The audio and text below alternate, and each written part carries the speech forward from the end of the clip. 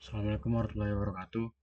Perkenalkan nama saya Rifan Dede Fernandes, saya dari kelas 6E dengan NPM 23351041. Di video kali ini saya akan menyelesaikan tugas membaca buku pemrograman mobile yang di bab 7, yaitu Form and User Input atau Trust No One. Yang pertama itu ada Controlled versus Uncontrolled, the Control Freak. Dalam ekosistem React, menangani input teks ibarat menjalani hubungan asmara. Kamu bisa menjadi pasangan yang posesif atau pasangan yang cuek dan membebaskan. Pendekatan kontrol komponen adalah standar emas di React, di mana setiap kutukan keyword pengguna dikendalikan sepenuhnya oleh state aplikasi. Bayangkan sebuah input teks yang bisu, ia tidak bisa menampilkan huruf A yang baru saja kamu ketik, kecuali React secara eksplisit menyuruhnya menampilkan huruf tersebut lewat props value. Dalam skenario ini, React bertindak sebagai manajer mikro, atau yang memegang satu sumber kebenaran. Data input tidak hidup di dalam DOM atau sistem operasi natif, melainkan hidup di dalam state memori JavaScript kita. Mekanisme ini menciptakan siklus umpan balik yang sangat ketat dan terprediksi. Pengguna mengetik event, terpanggil fungsi, lalu dijalankan. Komponen melakukan render dengan nilai baru, input, lalu menampilkan nilai tersebut. Meskipun terdengar berputar-putar dan boros energi, untuk standar menampilkan satu huruf, pendekatan ini memberikan kendala absolut. Kamu bisa dengan mudah mengubah input menjadi huruf besar semua saat pengguna mengetik atau memblokir karakter tertentu agar tidak pernah muncul di layar. Validasi instan seperti mengecek apakah username sudah terpakai saat pengguna masih mengetik, atau menjadi sangat mudah dilakukan karena data selalu tersedia di state setiap milidetik. Di sisi lain, kita memiliki pendekatan uncontrolled component yang lebih mirip dengan hubungan atau Wild West atau gaya koboi. Di sini, kita membiarkan sistem operasi menangani penyimpanan data input tersebut, dan kita hanya menengok nilainya saat benar-benar dibutuhkan. Biasanya, saat tombol submit ditekan, kita menggunakan ref untuk membuat jembatan ke elemen input natif dan menarik nilainya secara manual. Pendekatan ini jauh lebih hemat performa karena tidak memicu render setiap kali pengguna mengetik satu karakter. Jika kamu memiliki formulir raksasa dengan 50 kolam isian, menggunakan uncontrolled komponen akan membuat aplikasi terasa lebih ringan dan responsif karena UI thread tidak membombardir dengan siklus render yang konstan. Namun, di dunia React Native, pendekatan uncontrolled seringkali dianggap sebagai warga kelas 2 dan kurang disarankan untuk mayoritas khusus pengguna umum. Alasannya adalah hilangnya sinkronisasi instan antara apa yang dilihat pengguna dan apa yang tidak diketahui oleh logika aplikasi. Jika kamu ingin menonaktifkan tombol submit, secara otomatis ketika panjang password kurang dari 8 karakter, kamu akan kesulitan melakukan dengan uncontrolled komponen karena aplikasimu tidak sadar akan berubah panjang karena secara real time. Kamu harus menambah event listener manual yang pada akhirnya membuat kode menjadi lebih rumit daripada sekedar menggunakan state biasa. Selain itu, fitur canggih seperti masking atau input hampir mustahil dilakukan untuk mulus tanpa kendali penuh dari controller komponen. Perdebatan antara keduanya seringkali bermuara pada kompromi antara performa dan fungsionalitas fitur. Untuk formulir login, sederhana atau pencarian. Kontrol komponen adalah pilihan yang paling aman, mudah didebak, dan React banget. Tetapi, untuk formulir data, entry yang sangat masif dan kompleks. Atau jika kamu mengalami masalah performa atau lag saat mengetik di perangkat low end beralih ke uncontrolled, adalah solusi cerdas. Kunci utamanya adalah memahami biaya dari setiap ketukan keyboard. Jangan sampai aplikasimu melakukan kalkulasi berat rumus fisika nuklir hanya karena pengguna mengetik satu huruf di kolom nama panggilan. Kesimpulannya, mulailah selalu dengan kontrol komponen karena prediktabilitasnya yang tinggi membuat pengembangan lebih cepat, dan minibab. Anggap data input pengguna sebagai sesuatu yang liar dan berbahaya yang perlu dikurung dalam state agar bisa diawasi setiap saat. Hanya beralih ke uncontroller jika profil kinerja menunjukkannya adanya masalah render yang serius. Ingatlah, mantra ini trust no one. Jangan percaya pada input yang disampaikan oleh sistem natif di luar jangkauanmu. Tarik data itu masuk, validasi, dan kendalikan sepenuhnya di wilayah kekuasaanmu sendiri. 2.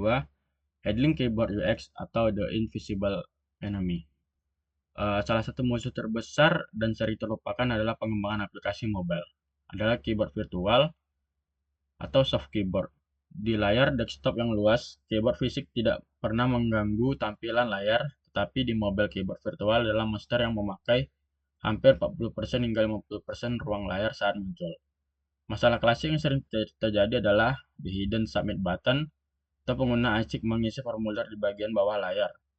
Keyboard muncul, dan tiba-tiba tombol daftar tertutup oleh keyboard tersebut. Pengguna yang bingung akan mencoba menutup keyboard, atau lebih parah, mereka mengira aplikasi mencet dan akhirnya keluar. Ini adalah cacat UX atau fatal, membunuh konversi aplikasimu dalam sekejap. Untuk mengatasi invasi ruang layar ini, React Native menyediakan perisai bawaan bernama Keyboard Voiding View. Komponen ini bertugas secara otomatis menyesuaikan posisi konten di dalamnya, baik dengan mendorongnya ke atas voiding atau mengubahnya tinggi agar tertutup oleh keyword yang sedang naik. Konsep sederhana, ketika keyboard memberi sinyal saya mau muncul setinggi 300 pixel. Komponen ini beraksi, oke, saya akan geser konten ini naik ke 300 pixel juga. Tanpa komponen ini, input teks yang berada di bagian bawah layar akan terkubur hidup-hidup di bawah keyboard, menciptakan pengalaman mengetik buta yang sangat menyebalkan. Namun, implementasi tidak semulus di teori kertas karena fragmentasi antara iOS dan Android. Properti adalah sumber kebingungan utama di iOS. Kita seringkali harus menggunakan sementara di Android kadang atau dibutuhkan tidak perlu properti apapun karena Android memiliki manajemen Windows Soft Input mode sendiri di level iOS. Kamu akan sering mendapat situasi di mana layout terlihat sempurna di iPhone, tetapi Android kontennya malah terdorong terlalu tinggi hingga keluar layar, atau sebaliknya. Melakukan pengujian di kedua platform secara fisik adalah satu-satunya cara untuk memastikan keyword tidak merusak tatanan UI yang sudah kamu desain dengan indah. Tantangan berikutnya adalah interaksi antara keyword dan komponen scroll view. Jika formulirmu panjang dan bisa bergulir, kamu harus memastikan bahwa input yang sedang aktif selalu terlihat di layar. Untungnya, React Native memiliki fitur cerdas yang bisa melakukan auto scroll ke input yang sedang diketik, asalkan struktur komponenmu benar. Properti juga sangat krusial. Pernahkah kamu mencoba menekan tombol submit, tapi keyboard malah menutup dulu dan tombolnya tidak terpencet? Itu karena secara default tab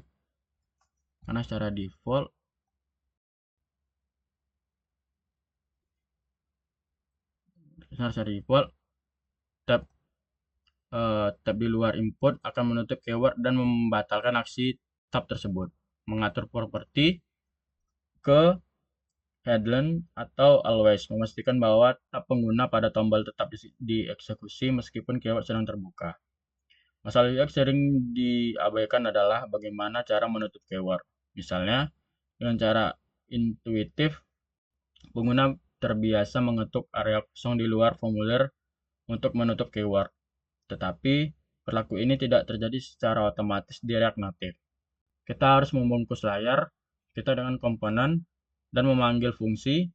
Lalu pada props on process, ini adalah detail memberikan dampak besar pada perasaan natural sebuah aplikasi. Jika pengguna harus mencari tombol kecil atau return di keyword hanya untuk melihat layar penuh kembali, itu menambah beban kognitif yang tidak perlu. Menangani keyword adalah seni mengelola ruang yang sangat terbatas dan dinamis. Kamu tidak hanya mendesain satu tampilan statis, tapi dua keadaan, keyword tertutup atau keyword kebuka di layar tengah. Pastikan elemen krusial seperti tombol aksi utama tetap diakses dalam kedua keadaan tersebut dan biarkan keyword menjadi tembok penghalang antara pengguna dan tujuan mereka. Keyword haruslah menjadi alat bantu, bukan rintangan visual yang membuat pengguna frustasi. Yang ketiga, ada skema validation ZOT atau the nightclub bouncer. Dahulu kala, validasi formulir dilakukan dengan rangkaian if-else yang panjang dan berlibat-libat. Sering disebut sebagai spaghetti validation. Kamu akan menemukan kode mengerikan seperti jika nama kosong atau return A, error A. Jika email tidak ada, return B, error. Jika password kurang dari 8, return C. Kode imperatif semacam ini sulit dibaca, sulit dipelihara, dan sangat rentan terhadap bug logika. Jika kamu lupa satu kondisi else, data sampah lolos masuk ke database dan menyebabkan kekacauan. Disinilah kita membutuhkan seorang penjaga keamanan profesional, dan ZOT adalah bouncer, kelab malam, paling nekat namun cerdas di ekosistem TypeScript saat ini. ZOT kemungkinan kita melakukan validasi berbasis skema declaration, atau alih-alih menulis logika pengecekan manual, kita mendefinisikan bentuk data yang kita inginkan di awal. Kita bisa menulis seperti menulis aturan masuk kelab malam di papan tulis, harus pakai sepatu umur minimal 21 dan harus membawa KTP. ZOT akan membaca aturan ini secara otomatis menolak data apapun yang tidak memenuhi kriteria tersebut. Pendekatan deklaratif ini membuat kode validasi terbaca seperti bahasa manusia biasa, bukan bahasa mesin yang rumit. Kekuatan super ZOT yang sesungguhnya muncul ketika dipadukan dengan TypeScript atau interference. Karena kita mendefinisikan skema bentuk data secara rinci, ZOT bisa menulis secara otomatis dan menggenerate type data TypeScript untuk kita. Kita tidak perlu menulis interf secara manual lagi, cukup dengan types user. Ini menjamin bahwa tipe data di kode TypeScript kita selalu 100% sinkron dan logika validasi runtime. Jika kita menambahkan aturan baru di skema ZOT, tipe data di seluruh aplikasi akan otomatis terupdate. Ini menghilangkan risiko kesinkronan antara apa yang kita kira datanya dan apa yang validasi aslinya. ZOT juga sangat powerful dalam hal chaining rules atau aturan berantai. Kamu bisa seperti menyusun validasi yang sangat spesifik dengan metode yang elegan seperti min A, min 8, max 20. Jika kamu butuh pesan error custom dalam bahasa Indonesia gaul, ZOT memudahkan min 1 message wajib diisi bro. Fleksibilitas ini memungkinkan kita memberikan umpan balik yang sangat presisi ke pengguna. Alih-alih mengatakan data salah, kita bisa mengatakan password harus punya minimal satu huruf besar dan satu angka. Membantu pengguna memperbaiki kesalahan mereka dengan cepat tanpa menebak-nebak. Selain validasi, tipe data dasar ZOT juga sangat sanggup menangani validasi relasional yang kompleks seperti kolom konfirmasi password. Kita bisa menggunakan metode refine untuk mengecek password sama dengan konfirmasi password.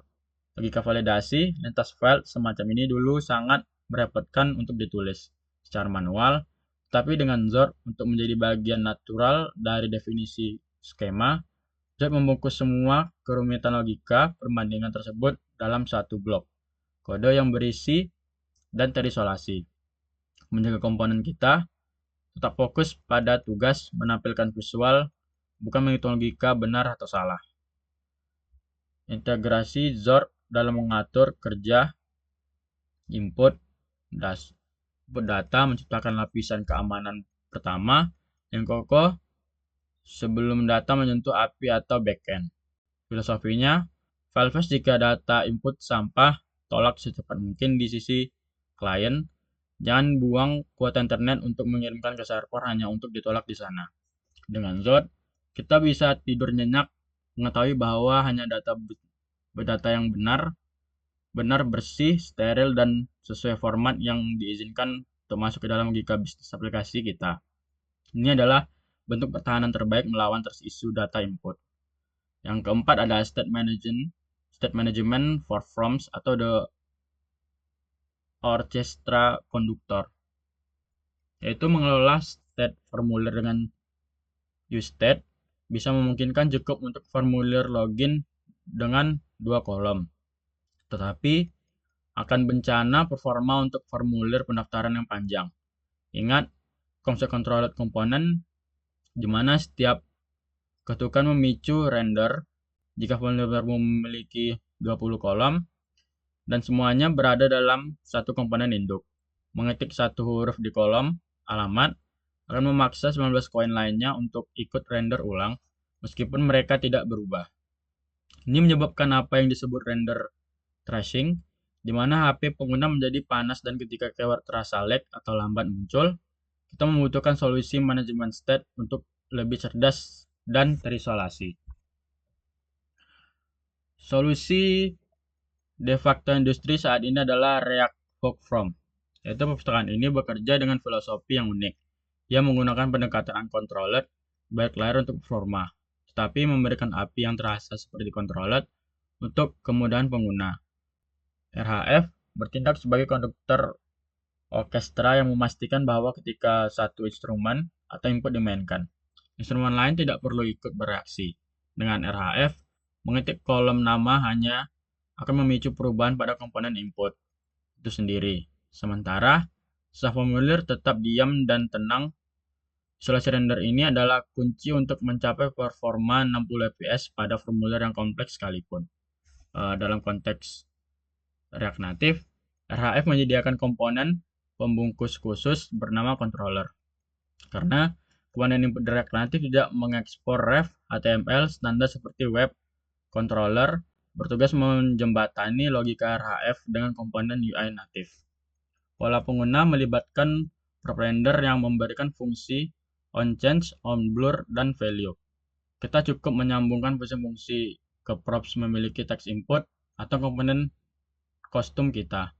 Meskipun sintaksnya tidak sedikit lebih panjang daripada register di web, pola controller memberikan fleksibilitas total untuk menggunakan komponen UI dari perpustakaan pihak ketiga manapun, tanpa masalah kompatibilitas. Fitur pembunuh atau killer fitur dari RHF adalah integrasinya yang mulus dengan Zod Resolver. Kita bisa langsung menyambungkan skema Zod yang sudah kita buat di bagian sebelumnya di dalam hook. Ini menciptakan alur kerja yang sangat harmonis.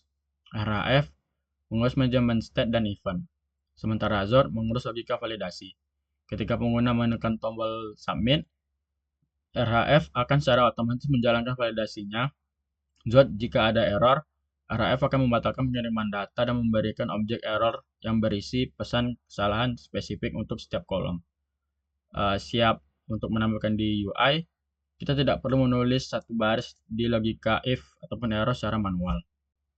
RHF juga menyediakan objek from state yang sangat kaya informasi seperti is dirty, is valid, dan is submitting.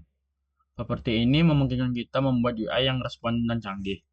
Misalnya, menonaktifkan tombol submit jika formulir belum valid, atau menampilkan spinner loading saat data sedang terkirim.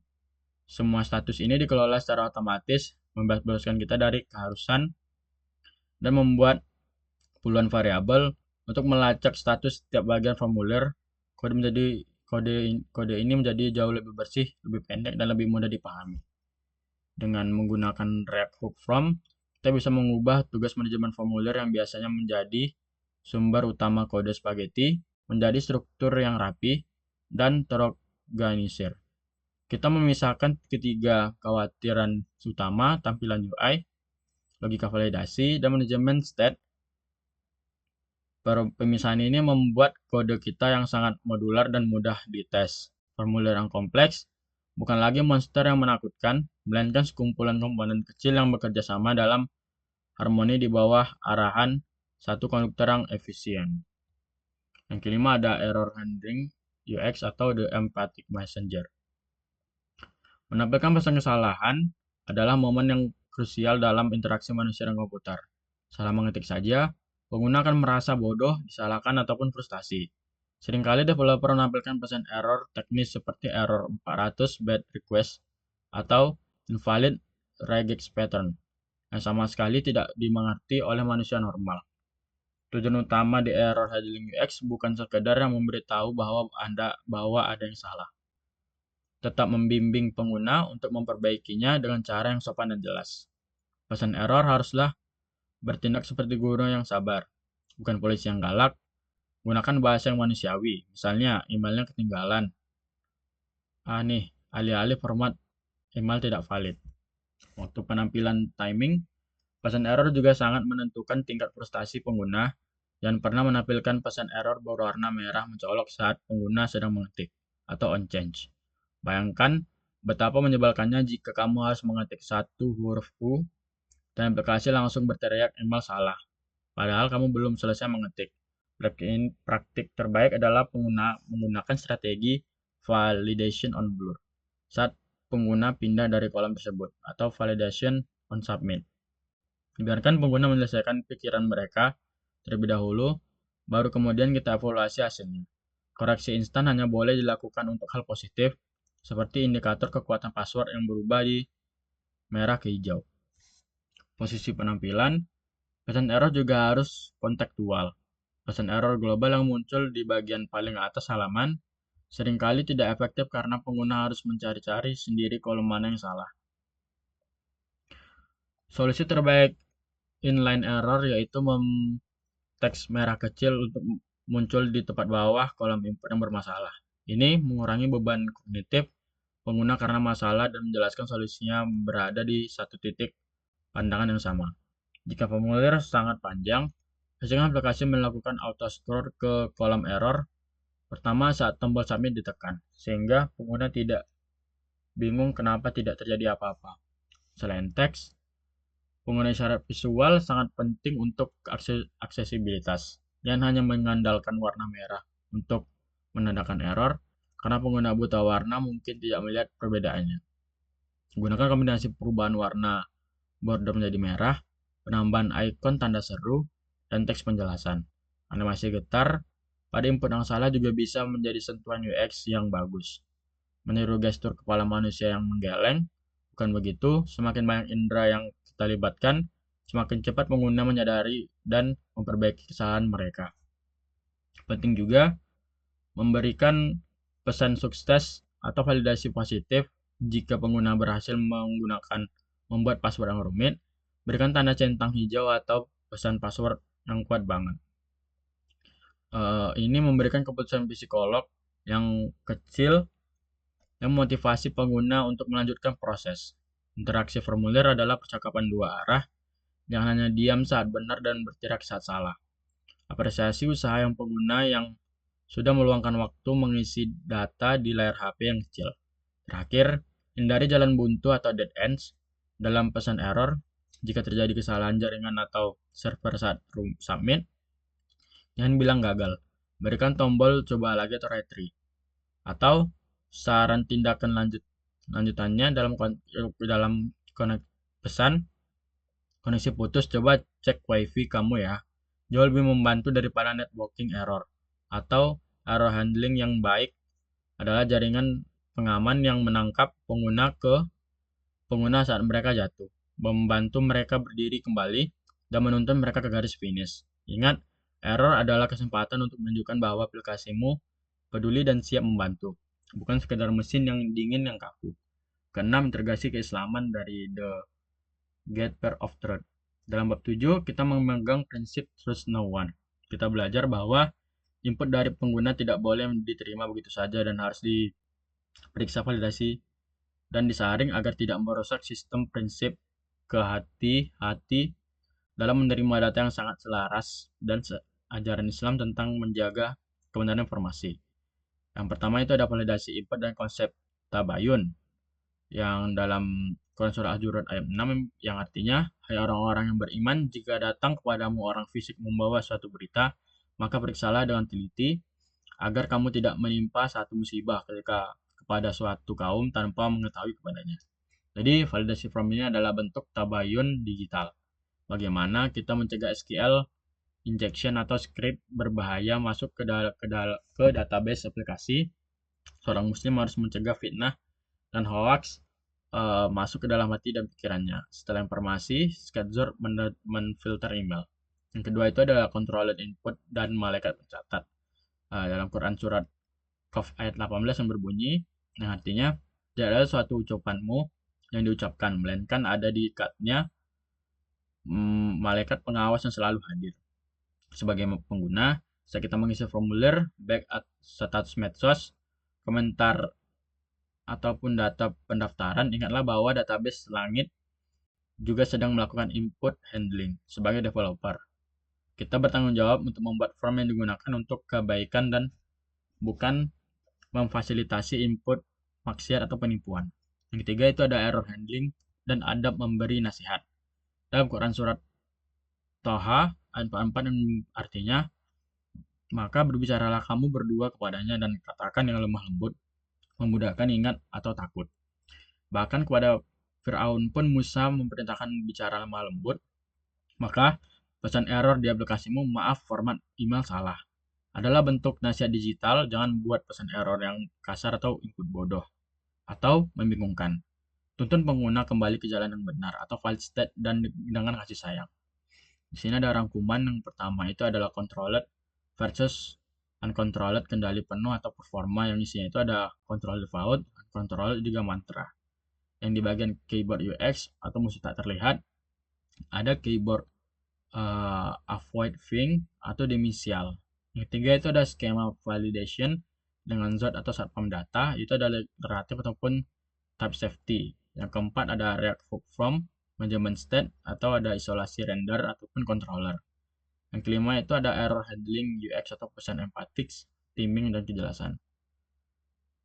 Mungkin itu saja yang bisa dapat saya sampaikan. Apabila saya ada salah kata ataupun kekurangan, saya mohon maaf. Saya akhiri. Wabillahi taufiq wal hidayah. Assalamualaikum warahmatullahi wabarakatuh.